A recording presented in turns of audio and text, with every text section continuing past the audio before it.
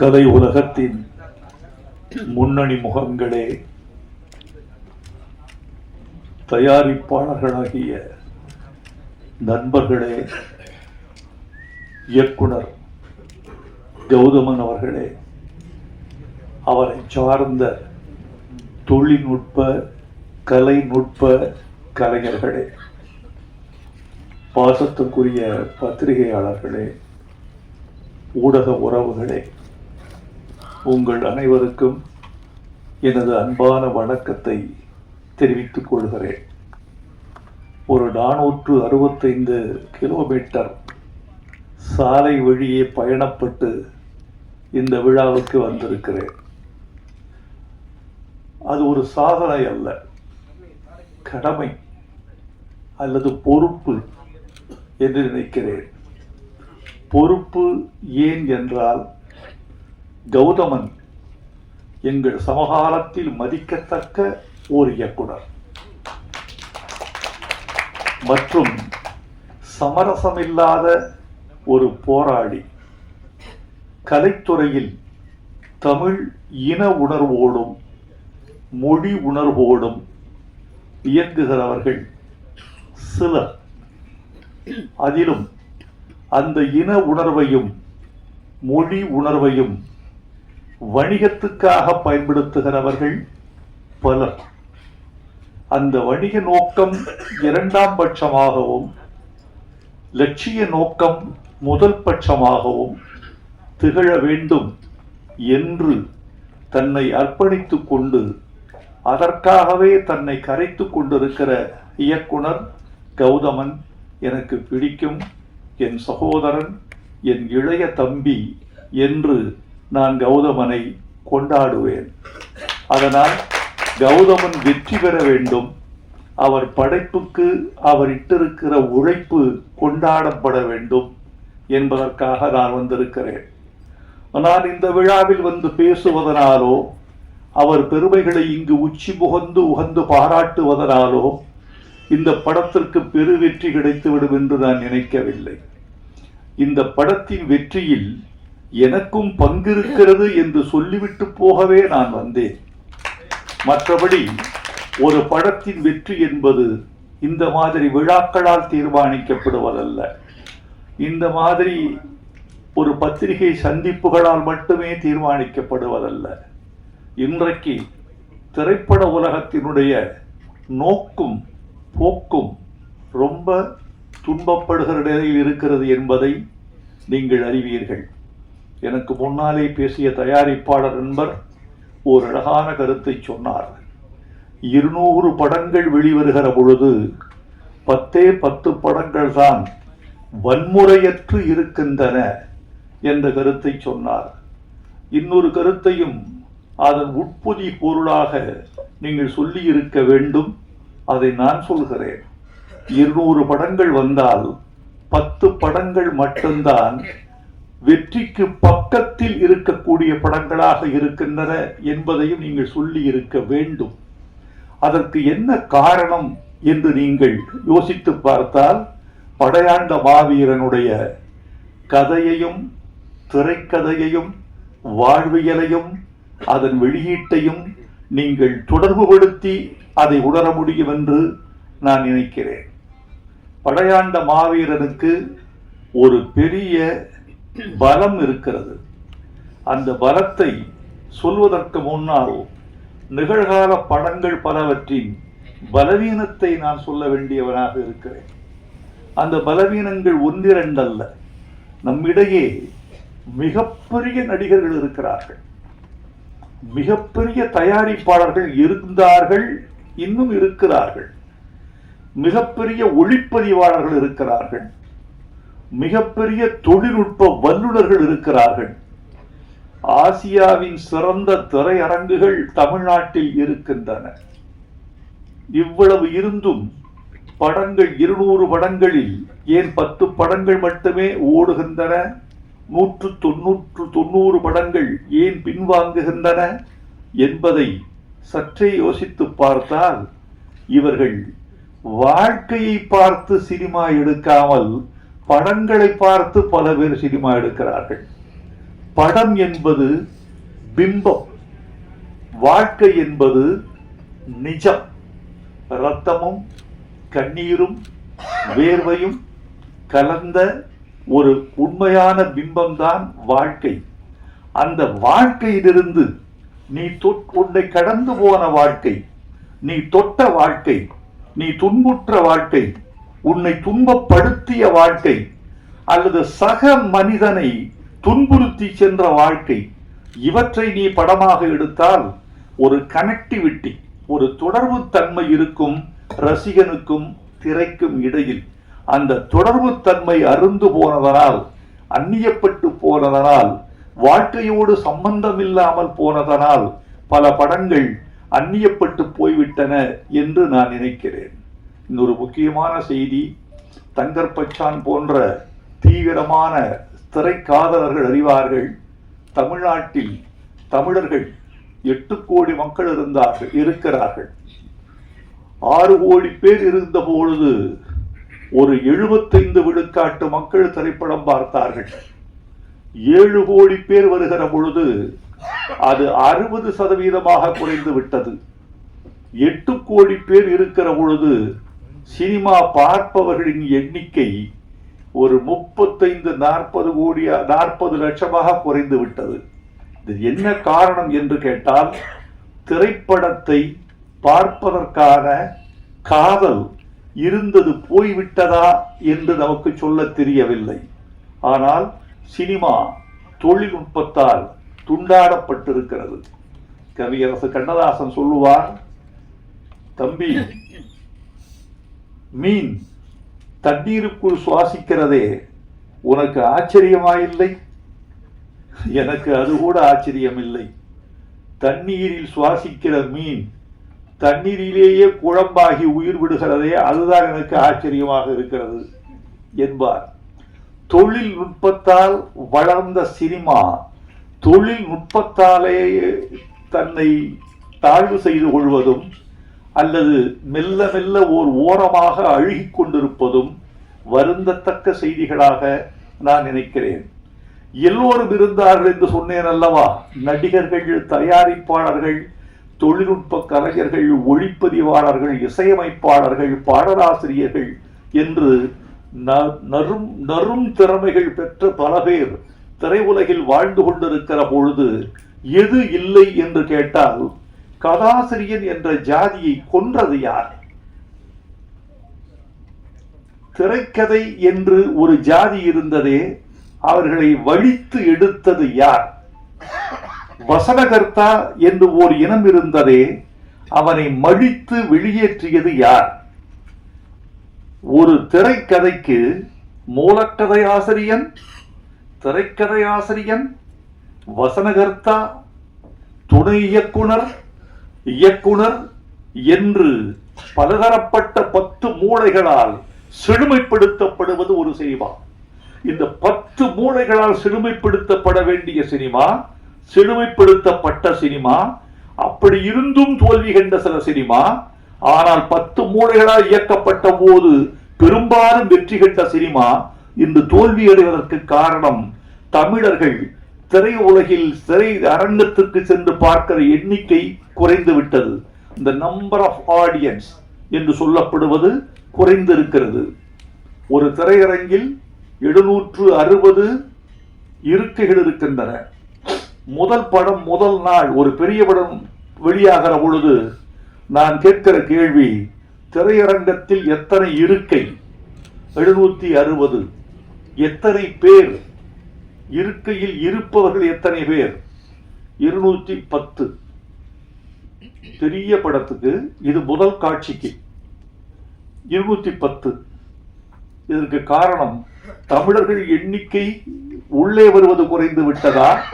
சினிமாவை பற்றிய பிரமை முடிந்து விட்டதா? சினிமா என்ற ஒரு பெரிய மாயாஜாலம், அதை விட்டு தமிழர்கள் வெளியே வந்து விட்டார்களா?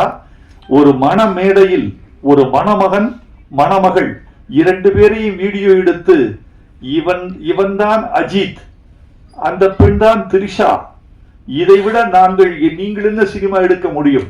நாங்களே எடுத்துக் கொள்கிறோம், நாங்களே எடிட் செய்கிறோம், நாங்களே பின்னணி இசை சேர்க்கிறோம், நாங்களே போட்டு பார்த்து கைதட்டி கொள்கிறோம்.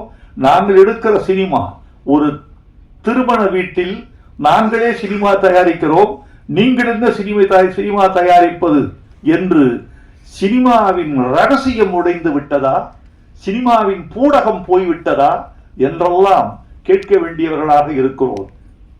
கதாசிரியன் வேண்டும், கதை இலாக்கா வேண்டும், வசனகர்த்தா வேண்டும், திரைக்கதை ஆசிரியன் வேண்டும். இன்றைக்கு சில இயக்குநர்களை பற்றி கேள்விப்படுகிறேன், தன்னுடைய துணை இயக்குநர்களுக்கு கூட கதை சொல்வதில்லை. கதை இல்லை என்பது வேறு விஷயம்.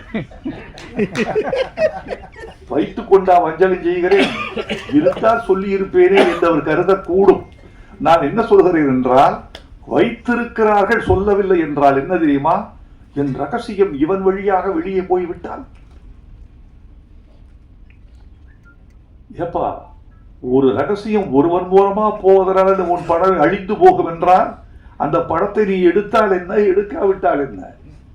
மகாபாரதத்தை 100 பேர் எடுக்கலாம், 100 பேரும் சரியாக எடுத்தால் 100 பேரும் வெற்றி பெறுவார்கள். ராமாயணத்தை 1000 பேர் எடுக்கலாம், 1000 பேரும் சரியாக எடுத்தால் 1000 பேர் வெற்றி பெறுவார்கள். கதை கடைசி பாமரனுக்கும் தெரிந்த கதைதான். ரொம்ப ஆச்சரியமா இல்ல? ஒன்று சொல்றேன், உங்களுக்கு வியப்பா இருக்கும். இந்தியாவில் 2 இதிகாசங்கள், ஒரு இதிகாசம் மகாபாரதம், இன்னொரு இதிகாசம் ராமாயணம். இந்த 2க்குமான அடிப்படை வேறுபாட்டை பார்த்தீர்களா? ஒருத்திக்கு 5 பேர் என்பது ஒரு இதிகாசம், ஒருவனுக்கு ஒருத்தி என்பது இன்னொரு இதிகாசம். ராமனுக்கு சீதை, சீதைக்கு ராமன், இது ஒரு இதிகாசம். திரௌபதிக்கு 5 கணவர்கள் என்பது இன்னொரு இதிகாசம். அட பாவிகளை, எதை நம்ப சொல்லுகிறீர்கள்? 2 இதிகாசங்களும் வெற்றி.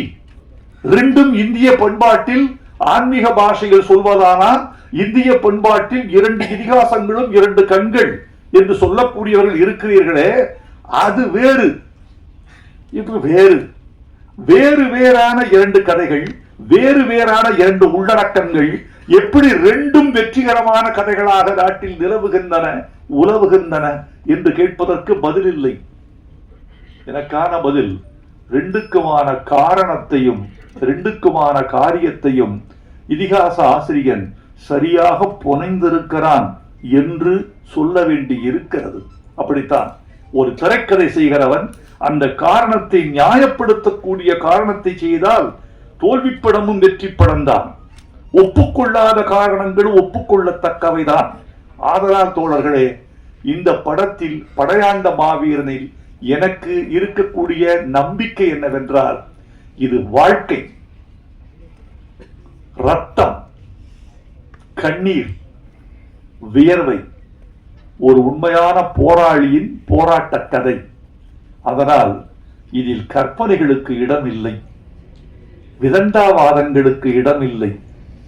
இதில் இருக்கும் நிஜம் இந்த படத்தை காப்பாற்ற வேண்டும் என்று நான் நினைக்கிறேன். நான் வாழ்த்துவதனாலேயே ஒரு படம் வெற்றி பெறும் என்றால் எல்லா விழாக்களிலும் என்னையே அழைத்திருப்பார்கள்.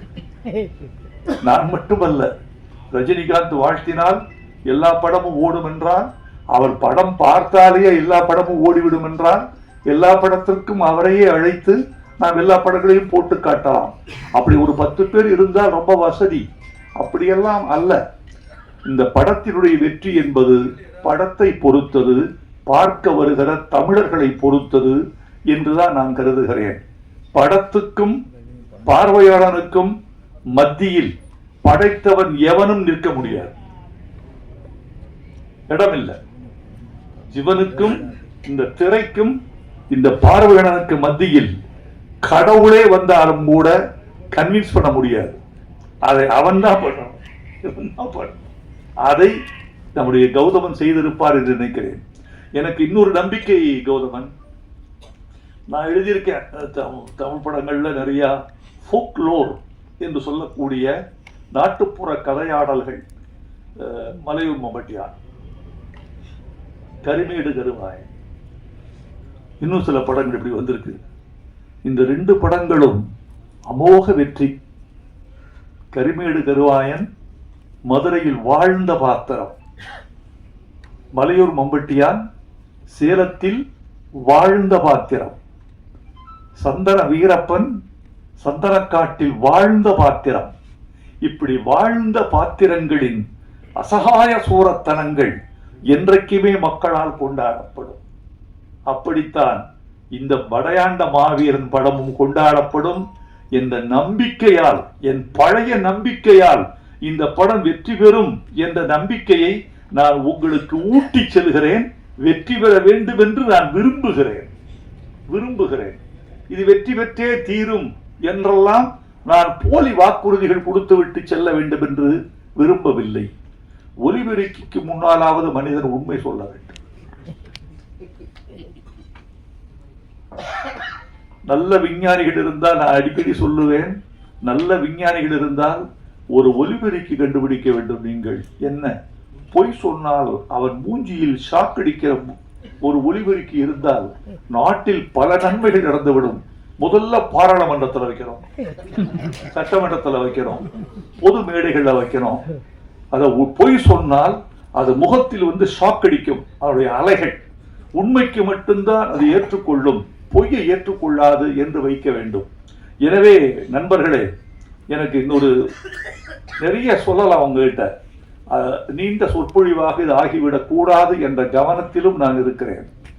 கௌதமன் வீட்டுக்கு வந்த பொழுது, கௌதமன் எப்போ வந்தா நீ வரலாம்ப்பா, நம்ம வீடு நீ வாப்பா. கௌதமன்ட்டு எனக்கு ஒன்றும் பெரிய வியாபார பேச்சுவார்த்தையோ இவ்வளவுதான் படம் கொடுக்கணும், நீ கொடுக்கறத வாங்கிக்கிற, நீ கொடு, கொடுக்கும்போது கொடு, கொடுக்கறத கொடு. ஏன்னா அவன் தமிழன், உண்மையான தமிழன். தமிழ்நாட்டில் பிறந்ததால் மட்டுமல்ல தமிழன், தமிழ்நாட்டில் பிறந்ததெல்லாம் தமிழன்னு நினைக்காதீங்க. நிறைய ஆடு மாடு கோழி நிறைய பிறக்குது. தமிழ்நாட்டில் பிறந்ததெல்லாம் தமிழன் அல்ல. இன்னொரு தமிழனுக்காக தன் உயிரில், உடம்பில், வாழ்வில், பொருளில் எவன் பங்களிப்பு செய்கிறானோ அவன்தான் தமிழன். அப்படிப்பட்ட பங்களிப்பு செய்யக்கூடிய வீரன் நம்முடைய கௌதமன். ஆனா பழகி பார்த்தா குழந்தை மாதிரி இருப்பார், வெளியே பார்த்தா வீரன், களத்தில் வீரன், அணைத்துக் கொண்டால் குழந்தை, அப்படி இருக்க.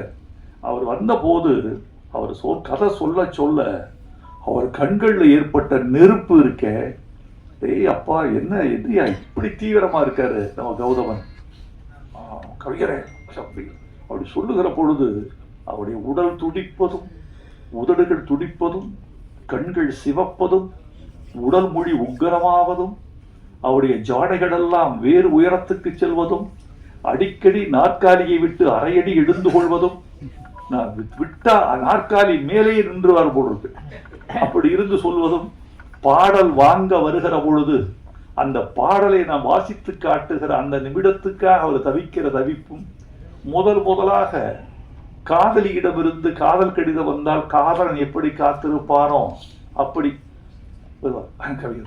பாட்டு ரெடியா, நான் படிச்சு காட்டுறேன், காட்டுங்க, படிச்சு காட்டுகிற இந்த படையாண்ட மாவீரா மாவீரா மாவீரா வாவா வீரா மாவீரா பாட்டை கேட்கும் போதெல்லாம் அப்படியே துடிச்சிட்டாரு மனுஷன். நான் அப்படி நினைச்சேன், எனக்கு பல பாடல்கள் கூட ஒரு 7000 பாட்டு கொடுத்துருக்கோம், வந்திருக்காங்க பல பேர். இதுல 90 பேர் உணர்ச்சி இல்லாம வாங்கிட்டு போவாங்க. நான் உங்ககிட்ட ஒண்ணு கேட்டேன், நீங்க ஒண்ணு கொடுத்துட்டீங்க. இது என் கடமை, அது உன் கடமை. பார்ப்போம் இது என்ன ஆகுதுன்னு பார்ப்போம். படிச்சு கூட பார்க்க மாட்டாங்க. படிச்சு காட்டினா வானத்தை பார்த்துட்டு இருப்பாங்க. சுவரில் பள்ளி இருந்தால் அதை ரசிப்பார்கள், படித்து காட்டுகிற விஷயத்தை ரசிக்க மாட்டார்கள். அப்படியெல்லாம் நிறைய இருக்கு. நான் அதெல்லாம் எப்படி தெரியுமா நினைச்சுக்க தெரியுமா, இவர்கள் ரசிக்கவில்லை என்றாலும் பாடலை இவர்கள் கெடுத்து விட மாட்டார்கள் என்ற நம்பிக்கையோடு கொடுத்திருக்கேன். ஆனால் என்னிடம் வாங்கிய பாட்டை, இந்த ட்ரெய்லர் பார்த்தேன், தீ பிடிக்கிற ட்ரெய்லர், ரொம்ப பிரமாதமா இருக்கு. எழுதியிருக்கேன், நதியில் குளித்தது போதும், இனிமேல் குருதியில் குளித்து வாவா, பொடி நடை போட்டது போதும், இனிமேல் புலிநடை போட்டு வாவா, ஆதி தமிழின் அடையாளமேவா, ஆதிக்கம் அழிக்கும் படையாளமேவா, ஆதவனை உன் இடுப்பில் கட்டு, 1000 யானையை கால்களில் கட்டு. கைதட்டி எழுந்துட்டாங்க. 1000 என்னைய வழி இது, 1000 யானையை கால்களில் கட்டு. இப்படிப்பட்ட ஆட்களுக்கு அழுது. சில பேருக்கு நீங்க நினைப்பீர்கள், நீங்க பாலச்சந்திரன் நல்லா எழுதுவீங்க, பாரதிராஜாவுக்கு நல்லா எழுதுவீங்க, ரஜினிகாந்துக்கு தான் நல்லா எழுதுவீங்க, எங்களுக்குலாம் எழுத மாட்டீங்கன்னா சில பேர் கேட்கறாங்க. ஆச்சரியமா இருக்கும். அப்படியான்னு அது என்னன்னு கேட்டீங்கன்னா, நான் அப்படிலாம் நினைக்கிறது இல்லை. எல்லாவற்றிலும் வைரமுத்து என்று பெயர் வருகிற போது நான் என் பெயரை காப்பாற்றிக் கொள்ளவே நான் துடிப்பேன். இது யாருக்கு எழுதி கொடுத்தோம் என்று வருவதில்லை, எவ்வளவு பணத்துக்கு வாங்கினோம் என்று வருவதில்லை, எவ்வளவு குறைத்துக் கொண்டோம் என்று வருவதில்லை, எவ்வளவு அவமானம் உள்ளே இருக்கிறது என்பது தெரியாது. இது தெரியுமா முக்கியம்?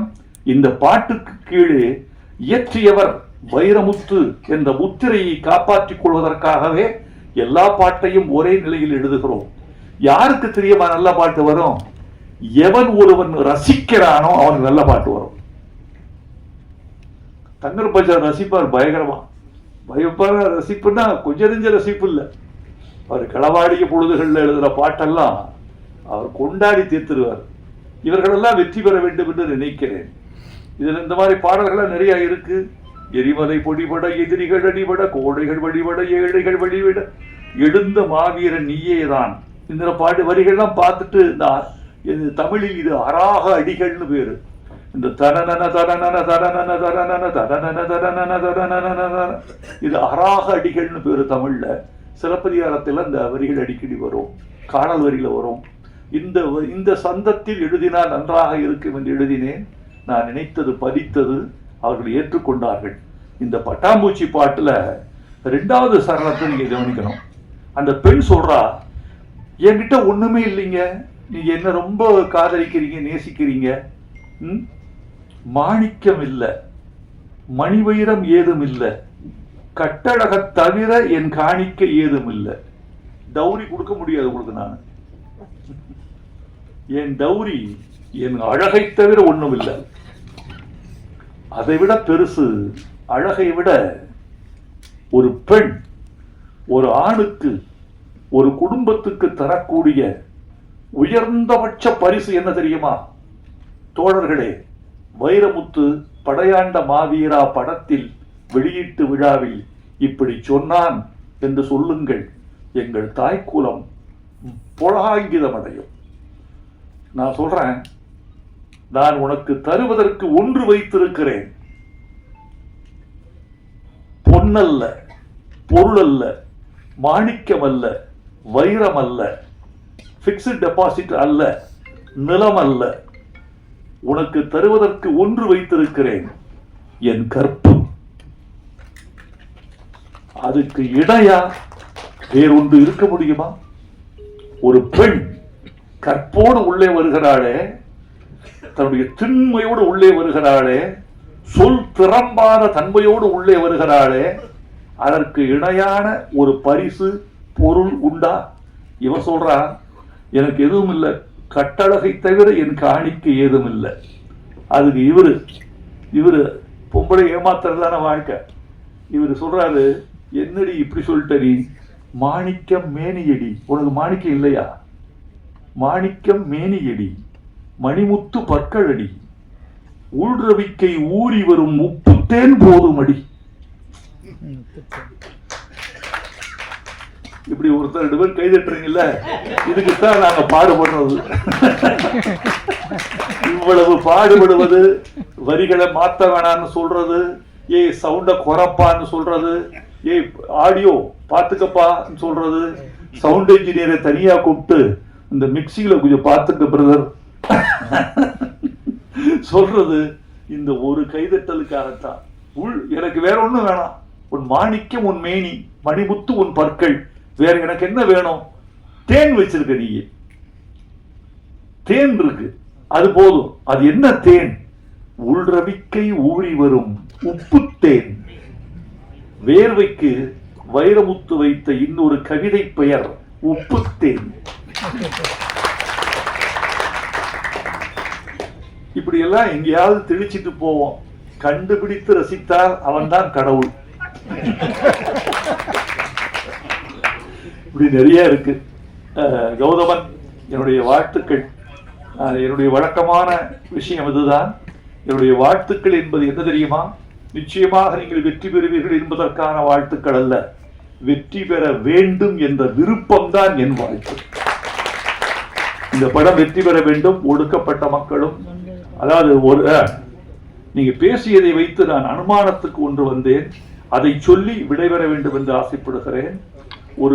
ஒரு சாதிய கட்டமைப்புக்குள் ஒரு குறிப்பிட்ட சமூகத்துக்கு மட்டுமே சொந்தமானவர் அவர் என்று நீங்கள் சின்ன வட்டத்துக்குள் சிக்க வைக்காமல், அவன் ஒரு சமூகத்துக்கான தலைவன், எல்லா சமூகத்துக்குமான தலைவன். ஒடுக்கப்படுவது எங்கு இல்லை? எல்லா சமூகத்திலும் இருக்கிறது. போராட்டம் எங்கு இல்லை?